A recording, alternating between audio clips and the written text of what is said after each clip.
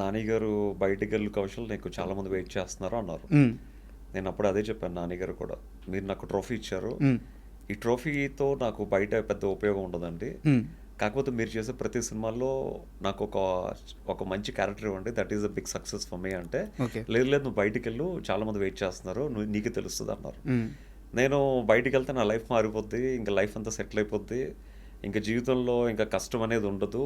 నేను నమ్ముకుని వచ్చిన ఇండస్ట్రీలోనే చాలా స్ట్రాంగ్గా సెటిల్ అయిపోవచ్చు అన్న నమ్మకంతో బయటకు వచ్చాను. హ్మ్.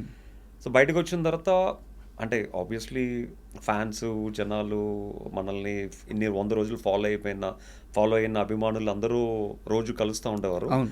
యాజ్ ఎ గ్రాటిట్యూడ్ నేను కూడా చాలా పేషెన్సీతో వాళ్ళతో ఫోటోలతో ఇవ్వడం లేకపోతే వాళ్ళతో మాట్లాడడం చేసేవాడిని.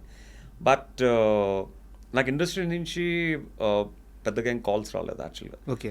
సో నేను కూడా బయటకు వచ్చిన తర్వాత పర్సనల్గా పూరి జగన్నాథ్ గారిని, సుకుమార్ గారిని, హ్మ్.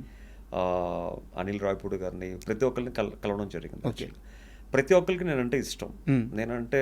నేను కష్టపడి వచ్చానని తెలుసు అందరికీ. ఓకే. ఇండస్ట్రీకి ఒకప్పుడు మోడల్స్ లేనప్పుడు నేను మోడల్స్ని ఇంట్రడ్యూస్ చేశానని అవును. అందరికీ తెలుసు. ఈవెన్ ఇన్ఫ్యాక్ట్ పూరి జగన్నాథ్ గారి ఫస్ట్ ఫిల్మ్ బద్రికి అవును. మొత్తం కాస్టింగ్ కూడా నేనే చేశాను. బట్ ఏంటంటే ఐ థింక్ బట్ కౌశల్ నీకు మంచి క్యారెక్టర్ ఇవ్వాలి. అలాంటి క్యారెక్టర్ ఇస్తే మీ ఫ్యాన్స్